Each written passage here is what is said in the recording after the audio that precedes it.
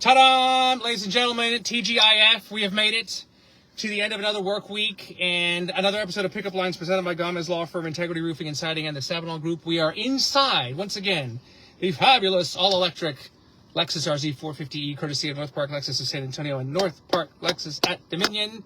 And I was showing Samantha the dynamic sky. If not for a little too much sun, I never want direct sunlight hitting any of the guests, but it is a cool feature. It gets me every time I push the button overhead. I know. I'm just so impressed. I'm very impressed. So, anyway, I'm not trying to show off. I'm not trying to show off. I mean, you have every right to. This car is badass. What can I say? Samantha Najera is here. Your business card must be this large because she has a lot of titles. You're a content creator. You're a comedian. You're an actress. You're a personality. You founded multiple companies, including Bean Chisme. You're a former TV news reporter. I am. Which is naturally where I want to start. Because I'm trying to visualize. I don't know if there's... Is it hard for your brain to process? No, well, I know you in this capacity. Okay. Right? Okay. The Bean and Chisme Samantha and everything. But I'm trying... Are there any tapes left? Because it might be tapes of Samantha Najera. Was that your TV name? Yeah. On the air? There are tapes, like the old school kind. Yeah, no, well, people are thinking, yes, kids, when we had tapes, quarter-inch tapes that were this big, then the beta tapes were smaller, and then I'm really aging myself. The DVC Pro, VHS. Anyway, but you had a little cup of coffee in the TV news life? I did. So I started off in production at KSAT. Correct. Here in town. I did Good Morning San Antonio for a couple years.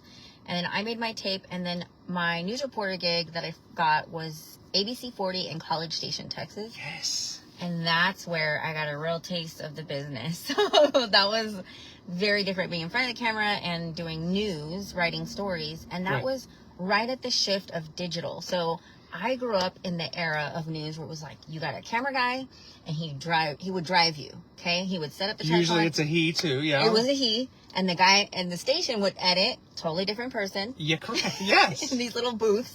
Right. And all you did, well, it's not all you did, but you would write, you'd perform, then you do voiceover. And now they're like, oh, here, do all of it and do multiple in one day. Oh, and then post it all to social media. Right. That's the one-man band, if you will, yes. Where you carry the equipment, male, female, old, young, whatever. Experienced, inexperienced. You carry the equipment, you shoot everything, you edit everything, you write everything, and then you post, you turn it in, and then you post everything to social. Yeah. And the website. Yeah. And not only that, but back then it was like, College Station, Texas didn't have much other than football. Like the College Town, Texas A&M. Something, and then it was like either that or like a drunk driver accident. And they were like, oh, and be creative. I was like, what do you want me to do? What do you want of me? It was hard.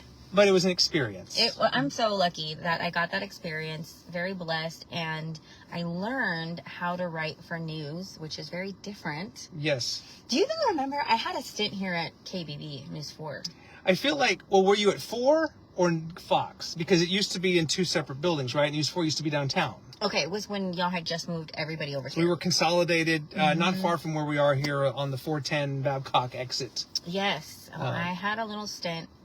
And, here's something crazy. What was the news director? He passed away. Greg Kelfkin. Okay, Greg Kelfkin. God rest his soul. One of my favorite people ever. Yes. He was so nice to me. Yes, and which, by the way, news is very rare. Back then, at least. Now they got No, roles no. and stuff. No comment.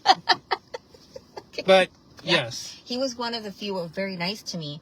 And he took me into his office and he shut the door and he was like, look, Sam, I like you as a person. And I want to tell you this nicely. You're not meant for news. You're not meant for news. I think you're destined for much different things. And I wanted to cry, but I was like, you know what? That is the nicest thing somebody could do for me, was to be honest. Right. And guide me in a different path. So I'll never forget that. And then he passed away right after that. He did, very suddenly and completely unexpectedly. And it's still, many years later, it still affects a lot of people. But he left a legacy. And you're right. How many people would have the cojones, if you will, to look you in the eye and tell you, be like, hey, like, you're out of your league. But How great of a message was that, and how correct was he at the time? Oh my God, 1,000%. I didn't quite understand, but Yeah. I knew that he was being honest. And I was like, you know what? Take it. Take what he's telling you. So. And that's all you can really ask for. So how long after that, the College Station experience, did you launch your first company, if you will, or you got into was it like public relations, that kind of thing? Yeah, it was about a year after that because I was looking for a job and it was the turn of the economy, recession, 2008, 2009. Nobody was hiring but a local doctor by the name of Dr. Carrasco. He hired me to do PR, but he also had a TV show. He's the pain doctor. The pain doctor I remember. who advertised on the TV. And I think he still has his show? I cannot, Arnulfo? Yes. Arnulfo, right? Arnulfo, yeah. The pain doctor. Check your local listings. But hey, you did PR for him. I did, and then he hired me to help him produce his show. He actually has a show. Yes, he does on like Saturday mornings or something like that. Sunday mornings. And he's a very creative doctor for being a doctor, right? He's an anesthesiologist and a pain specialist, but he had a very creative brain that allowed me to work with him on segments, and then he did a short film. We produced a movie. Like, it was crazy. So I was like, okay. Good. And I met a very talented group of friends along the way. And again, the shift of, do you know digital? Can you make a graphic, but do a video and a website? So I had this group of friends that I would just constantly contract the work out to. Yeah. And that's what led to me to open the business. And I opened the first one just strictly mainly video production with a group of friends at the time. Right. Left that on my own a year and a half later and started Heartfire Media. Right. So that's kind of like the journey for that part. And I remember when that came out and you were doing that and you won some awards and you picked up a lot of steam, and I think it was very well received. And then at some point along the line, you become a mother. Oh my gosh. The best time of my life. Yes? The greatest accomplishment of Yes. and sometimes, honestly, I'll be real. I'll be like, who gave me this responsibility? Like, who thought that, like, I was, capable? And, apparently it turns out I am. So, yeah, I had my daughter, like, the first year after launching Heartfire Media. So that was interesting because I was like this on the shoots, like with my stomach and directing still and making it happen. But it was a very interesting time because with pregnancy hormones, apparently I worked faster, harder, stronger. Really? I was on it. I was like, okay. You know? I give you credit. Single mom life, with single mom. Yeah. So it's been a journey. It's been very interesting, but it definitely shows you what you're made of. How difficult has it been being a single mother and trying to do these things? We'll get to Bean Chisme in a minute. Yeah. But I mean, doing all these things, you have these visions, you have this creative... we might be wired in a similar way in that our wheels are constantly spinning, or you're inspired by something that you see and you think of a bit or a skit or something. But how difficult is it to do all that when you've got a newborn, a toddler, a young girl to raise? Yeah, you have to really, really learn time management. You have to balance what your hopes and your passions are with what reality of your responsibilities are. Right. And so I used to get very depressed because I felt like I couldn't have both. I felt at one time in my life, this is it. You got pregnant, you got to be responsible and be a good mom, and that's your priority. But as she got older, I started figuring out, no, I think I would be doing her a disservice if I didn't go after my dreams. I think she would see her mommy sad and kind of living life, but not really living. So with the help of therapists, I got through it, and they helped me to open up my mind and figure it out along the way. So then it was therapy, because I was going to ask if there was a parent or somebody in your life that inspired you to think that way. Yes. And to go in that direction. Absolutely. I'm very close to my mom, and by the way, my support system was key in helping me keep going, because my mom helped me raise Ava, and she was like, you know what, I think you're already started Heartfire, you already have clients, just let me help you with her. And thank God she did. But was the moment I knew I needed help with my mental health? Disney, if you know me, I'm a Disney freak. Like, right? Disney is the happiest place on earth. That's what they say. Take me there anytime, right? And it's just so precious to me. It's one of my things. And I'm there, and I was so sad. I was sad, and Ava was like 3. Mind you, she was in diapers still. So you're in mommy parenthood in those early stages where you're exhausted. Yeah. Out of your mind. Yeah, I remember. And I just remember being at Disney, and I knew, I was like, this isn't right. This isn't me. There's no way Mickey Mouse cannot make me so happy, right? There's no way. So that was it. I was like, I need to ask my mom. I was like, I think I need a therapist. Or she was like, ay, mija, ¿sabes qué? Yes, here. And I was like, but I don't have the strength to even start the search. So she helped me. That's when I knew it was bad. I've had the conversation with other people on this show about mental health and our culture and the machismo for men, obviously, but the idea that I don't need help. It's just a phase, right? Or there's some kind of misconception there about seeking mental health help. Yeah, absolutely. I think it's been quite the journey for my family, because I was one of the first people in my family to be like, hey, I don't feel right. This isn't right. I'm going to go see a specialist. Yeah. And they were like, what? You know, they're not going to put a spell on you, or go see the curandera. And I'm like, girl, rub an egg on her. Yeah, yes, like, exactly. This ain't something the curandera can fix, Mom. Not right now. Light a candle. That's not the holy water. Yeah.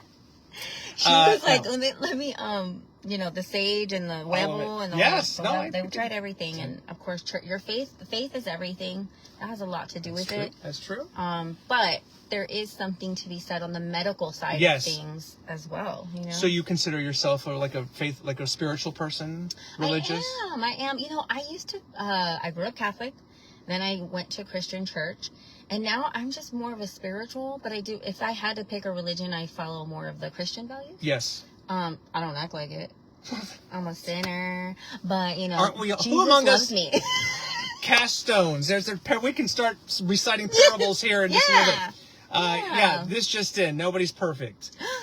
Exactly. Our present company included. So I go with Samantha, and I had one of the good ones. We were just together on, was it Monday night for an event for the Salvation Army? Yes. Bowling event. Awesome. Which we had a lot of fun, and some strikes and spares were had. You went to Marshall High School. I did. Correct. Yes, I'm from. I had a few Marshall Rams in the car here, and realized that school has produced some pretty good people in this community. You know, I have as every year goes by, I start to realize another Marshall grad. So there's something. You're right. Something to be said. I didn't say it. The facts are the facts. You can't deny it. But I read you were homecoming queen. How did you find this out? What? I was the homecoming queen. I should have asked you to bring your My crown with you and everything. Did you know I was also Miss Fiesta Princess? Now that doesn't surprise me one bit. But okay, a lot of people ask me, did you want to be a pageant queen? And I said, absolutely not. I wanted to be Miss Fiesta because I love Fiesta. That was it. My only goal in life at that time was to be Miss No, I could see that. Like, you might have been born in a cascarone or something like that. I could see that. I mean, even today, you're dressed in a very festive. Yeah. You were homecoming queen. Yeah, homecoming queen. And then you were voted most likely to succeed. I was. Which, again, that doesn't surprise me. I don't know what your senior class was like at Marshall in the 90s, but I mean... Shout out to 2003 class of Marshall High School. Did I say 90s? Okay, I meant 2003. Yeah. 90s. Okay, she's much younger than I am. We can reveal my real age if you want to. No, I'm good. I mean, okay. Well, we can do the math. Okay, 2003. do the math, so most likely to succeed. When you were a senior at Marshall in the 03, did you have any sense of what you wanted to do with your life, or what do you want to be when you grow up? Type thing? I've always known what I wanted to do since I was a little girl. I wanted to be an actress, always. But I think what happens along the way is your logic and your adulthood and responsibility, and it takes away your dream. And when I was in high school, that's why when people ask me, how have you been doing media for 22 years? Right. It's because I started at 17 at News Radio 1200 WOAI, and Clear Channel. I got my internship through Clear Channel at the time. Now it's iHeartMedia. Correct. Clear Channel had a radio station that did an internship for high schoolers. I got the blessing of being an intern in high school, and at 17 years old, my radio career started, and then I got into TV. But I always knew I wanted to be in front of the camera. Yeah. I wanted to do media of some sort. But back little baby Sam, she always wanted to be an actress. So I just thought, oh, that's a dream and it's over, you know? Well, you're living that now, which is a perfect transition. Isn't that crazy? How God will wrap around your dream and be like, no. This is what I planted in your heart. I literally told somebody last night, not even 24 hours ago, I said, I stopped predicting the future a long time ago. Because people be like, well, where are you going to be in 5 years? What do you think, when you're 50, what are you going to be doing? I said, I have no idea what I'm doing next week. Much less. That's a good point. You know, I used to pretend like I was, well, by 40, I'm going to be here. I'm going to be in this market. I'm going to be at the network. Pish posh. Right? It doesn't work that way. Yeah. No, It didn't work that way. So that brings us to Bean Chisme. I remember distinctively, and this was about 7 years ago, the first time I heard the phrase Bean Chisme, I remember two things. I remember, one, that's pretty creative. And two, I wish I had come up with that. Because, like, to this day, that's really good. Who gets credit for coming up with that phrase? I have to give it to Nina. That was Nina Duran. all Nina Duran. Yeah, because it was the brainstorming session of the creation of the show. Right. And I was like, it has to be fun, like Gordo y la Flaca or Cheech and Yes. Chong, you know, like Something and something. something and something. Right. And she just blurted it out. And I was like, oh, I love that. And the analytical Sam came out and was like, well, let's just think about two other options just so we can lay out. I called her that night. I was like, girl, that's it. You can't top that. We can't.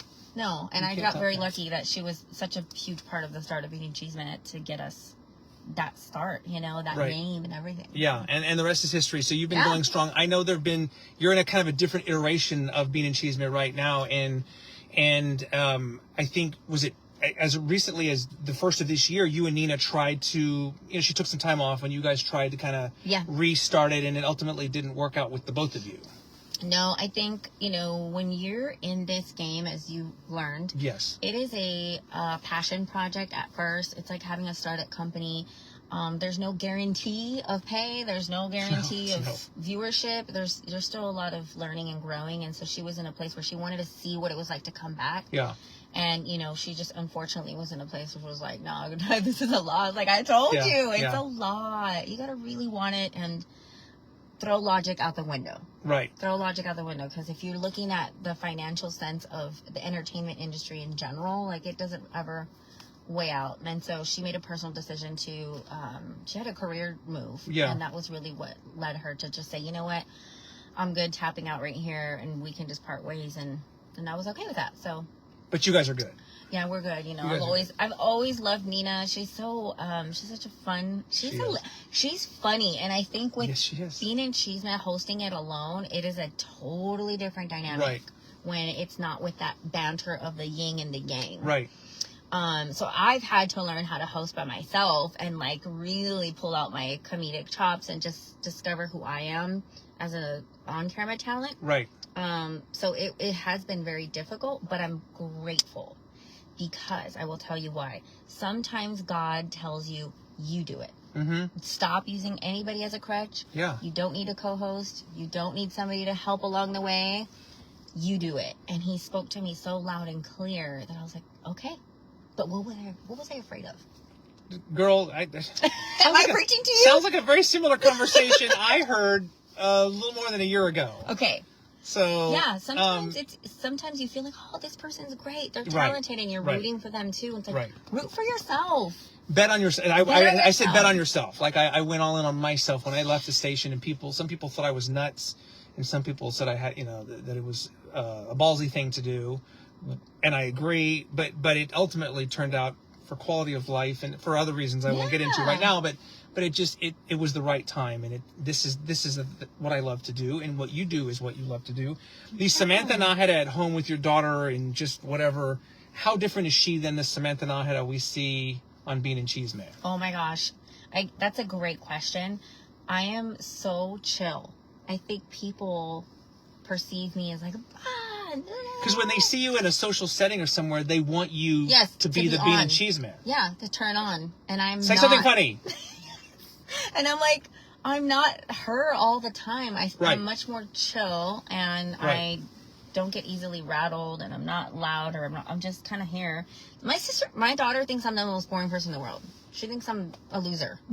She's just like, cringe. I've been, my kids have said that about me as well. Even though you were on TV for so long, you're not cool. That honeymoon period ended many years ago. Many years ago. Well, cringe, but I am more present in their lives now because I'm home in the mornings as opposed to when I used to be on the news. So as a matter of fact, when we're done here, I'm going to go pick them up from school. Oh, and leaving your daughter in college? Right. How precious. I have an Ava as well. We just left her at Tech last month. And the twins? Well, Ava's the oldest, and then my twins are the two younger ones in high school. Okay, so you I have got three freshmen right now. The older freshmen and the younger freshmen. Yeah, that's right. That's right. See, and I feel like this is core time for them. I mean, it's always important time. Yeah. But this is a huge time in their development where I feel very important for me to be here for Ava. You do something that I've tried once before, and it was one of the scariest things I've ever done in my life, and that is stand-up comedy. I did it once for Collector Rodriguez in a charity event after he asked me several times to do it. Does that scare you when you get up there and do that? Every time I have chorro. Every time. And I'm just like, why am I doing this? Like, why did I? And as soon as I hit the stage, it all goes away. It is an adrenaline. It's a different kind of rush than like live TV or recording something or doing something. Do you write your own jokes? I do, and I actually just started trying to let other people write for me. I just started saying, you know what, can y'all help me in this? I asked for support. I was so afraid to ask for support. It was a very big reflection of my personal life, by the way. And finally, I used a joke that Gleto gave me. Okay, yeah. And he gave it to me a year ago. And I just sat there and I was like, I don't know, that's not right. You're using other people's ideas. You're using other people's work. Right. And he was like, no, I gave it to you because I feel like you're going to do a great job with it. And I did, and it landed, and everybody loved it. I was like, thank you, Gleto, oh my gosh. That's a step. That's a step. It is. It's not easy, though. Oh, it is not easy. You love sketch comedy as well and those kinds of things. So did you grow up, again, you're obviously younger than I am, but did you grow up with, like, the Saturday Night Lives and the, In Living Color, Mad TV, those types of shows? Or what was it that did it for you? Yes. I did, and I was always messing with my dad's camera. He always bought the latest. So now that I think about it, I've been doing little skits since I was little. And and I always refer to. Do you remember Nickelodeon? There was a show called All That. I don't know. I do vaguely remember. I was gonna say you can't do that on television, but that's that's aging me. That's before your yes, but I know what you're talking about. Yes. Yeah. So it had like Kenan. What's his name? Thompson. Yes, Kenan Thompson started there, and a bunch of other comedians. That they were young kids, and they would just do silly stuff, and that's how I grew up, just being very silly all the time. And I asked my mom, like, how did you not whip me with the chancla? Like, it was probably really annoying. And she was like, oh, I did. I was like, and she's like, I learned to ignore you. There's no question I was annoying in my house as well, because I talk. You have the gift of gab. And so I still do, actually. I still talk a lot. It comes to your advantage as an adult, but when you're a kid. Right. But I give my parents credit that they didn't discourage me from doing it. They just get a little annoying sometimes. I mean, let's just be honest. You do, is it safe to say, an edgier brand sometimes of comedy? Yeah. You infuse a lot of culture and maybe life experience, those types of things. How would you describe your lane, if you will, in terms of your content? Yeah, I think the beginning of Bean Chisme, we were a little bit raunchier, and it was on purpose. It was to see how far we could test the limits. It was very much like, who cares? What's going to happen? This is before cancel culture, by the way. Well, it was a different time. Different time.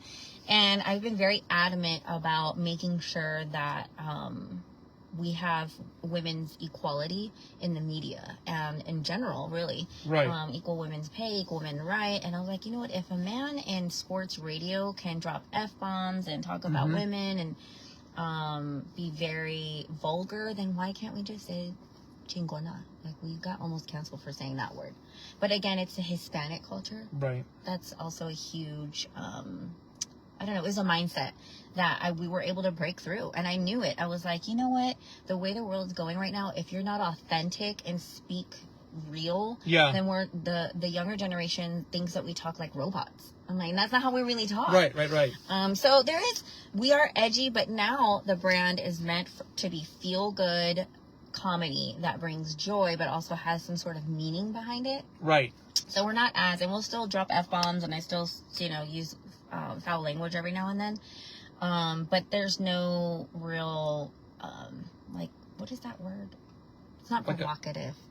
Okay. It's not provocative. But the filter is not, it's No. a different kind of filter. Yeah, it Okay. is. And I don't feel like it would be authentic for Bean Chisme to go 100% clean either. If you got up there and was like, darn it to heck, you know, mother trucker, you know, that kind of, but how mindful, you have a daughter now who's, you know, I mean, and she can see this stuff, obviously. How mindful are you of that when you're creating or conceiving a skit or something, or the question of doing something borderline comes up? Yeah, I mean, she's so smart. She gets it. They don't miss a thing. No, she understands what's right. She understands like what our core values are. So she knows that when I'm being silly or whatever, it's mainly for like entertainment purposes. Right. But you know, I think one thing that I've taught her is never be ashamed of who you are. Yes. Don't dim your light because you feel like it doesn't make it makes people uncomfortable. Right. Don't do that. You've got to speak your truth, whatever that looks like to you. So along those lines, a few more minutes here with Samantha Najera. Along those lines, though, I mean, we're in the business of content creation. We do this to support our families, right? So there has to be income generation. But my question is, how much has your choice to do what you do the way you do it cost you potentially? Because I would imagine maybe there's sometimes some people just don't get what you're trying to do. Oh, gosh. And they're not willing to embrace it like some of your followers would. Yeah. No, it's a very big sacrifice at the very beginning. It was hard to prove because a lot of businesses go by social media numbers. And reach, impressions, engagement. You know, what is my return on my investment? ROI, yes. And so you have to go in there and say, well, we're just two chismosas that speak our minds, and don't you understand my bigger vision? And they're like, what do you mean? Like, no, absolutely not. But now that we have measurable influence and we have measurable engagement where we can actually, I actually built a business model where we actively walk alongside the business owner and make sure that they're getting a return. Right. Building that took years. Yes. Lots of up and down. We actually made more money before COVID, by the way. And we had a third of the numbers that we have now. But it was like trending, the economy was different. Yes. When you're popping off as an artist or an entertainment and it's just popular, then people will they'll just throw their money at you. Right. And I'm like, I'll take it. And she dances like that. And I go like this. Yes. But I need to start doing that. now you got to prove. There's a lot of, I don't know. And then I've talked about this with lots of people in the business. I'm like, how come when somebody likes something, and again, no hating on sports radio, but it's the only thing I have to. If the fans are hardcore and they will be like, take my money, but then a young woman who speaks her mind and actually has some sort of meaning behind everything, I have to pull out lots of PowerPoints and do lots of proving and lots of reporting of why should I give you my money? It hurts. And I'm just like, ugh. And I feel like a San Antonio market is extremely difficult to break into because we're 5-10 years behind in LA and New York and digital and entertainment. So they don't understand a lot of, como que TikTok? Como que, what do you mean? But we're getting there. We're getting there. Yeah. Well, you listen, I mean, years from now, when you're hanging up your microphone, people will look back and say, I remember Samantha and Bean Chisme and all that. And yeah, I think I'm grateful for everything that has happened and the journey. At first, I would cry a lot saying this isn't worth it. Let me just go get a real job. Right. But I did notice throughout the years that people started to respect me more. Yeah. They were like, okay, I get where she's going now. Right. And it took a lot of adjustment. Every year where I'm adjusting, you know, I don't think I've ever been as clean as a comedian as I am today. It took a lot of growth and just finding who I really was personally, honestly. No regrets? No regrets. No regrets. No, I mean, you know, I've done a little dance off that is inappropriate nowadays, but then again, it's fun. And you know, I always tell people there's a hood rat in everybody. We all got a little hood rat in us. I've seen how y'all act at Fiesta. Don't lie. Don't play. You know, well, you've been very open on social media. You've talked about your weight. Mm-hmm. mental health. I mean, things that I don't know if considered taboo or things that not everybody LGBTQ. would. That's a big LGBTQ. one. Not things that everybody are willing to just put out on social media for everybody to see. And I mean, you've owned that. Yeah. My mom was like, oh, I can't believe you told everybody about your mental health and da-da-da. Yeah. And I was like, Mom, I have an obligation to save lives through my experience. To me, that's how serious. And that's not an exaggeration, by the way. Because if one person sees what you've gone through, I mean, literally, then you've done your job. That's it. That's why I do what I do. I would have given up a long time ago, but had not it been for people messaging me saying, I thought of killing myself today, but I saw your videos and they helped me feel better. Or I was in the hospital just super depressed, but I saw your videos and it helped me feel better. Man, that's all I need in life. Yeah. That's it. Yeah. So that's a call. It's a calling, and I feel very passionate about it. But now my mom understands why I would express myself and share my experiences. So. All right. Lastly, what's on your bucket list, or what else do you want to conquer in 2024 and beyond? Oh my gosh, where do I go? Like, where do I start with this one? So all in all, I really want to be a comedic actress, producer, and a writer. That is something that I've dreamed of my whole life. And I feel like the show is a conduit, right? To making all that happen. It allows me a platform to create and to do the sketches. But I really am excited because I started writing a movie. A short film. You heard it. You heard it first. This is it. Right Look here. at this. Look at this. Breaking news. And it's really exciting because it has all of the Bean Chisme flavor in it. And it's so relatable to the Chicano culture. Okay. And I feel like as Latinos in Hollywood, we desperately need our stories to be told and relatability. So I'm excited about that. We relaunched the brand. And again, we're using the power of comedy to spread bigger messages. So we're just getting started on a whole new venture with Bean Chisme. So yeah, if you're casting for a 40-something, middle-aged, slightly overweight former news anchor, let me know. I am. Male news anchor. Let me know. As a matter of fact, no. Oh my gosh, there's, you and I need to do some content. There's so much to be done. I know you're not used to being on the receiving end. You're the one that usually asks questions. This is weird. Well. And I like it on this side. Yes. I can get used to this, y'all. So, viewer here, Pat says we can never have enough comedy. I agree. Right? I agree. I feel like in this day and age, in the state of where our world is at, we need it more than ever. Amen, especially in light of current events and everything. I guess lastly, do you have, growing up or currently, a comedic influence actor, comedian that is your person that just... I do. Angela Johnson. Oh, yeah. The Taco Cabana lady, among other things. I love how that's how you're... Yes, I remember that. No, she was a Las Vegas, or she was an Oakland Raiders cheerleader, right? I know her. I love her so much. Oh my God! If y'all know Angela Johnson, what's her Bonquiqui? She was on Mad TV, so I grew up watching that as well. But check this out. So I got a lot of flack for being a chola character, right?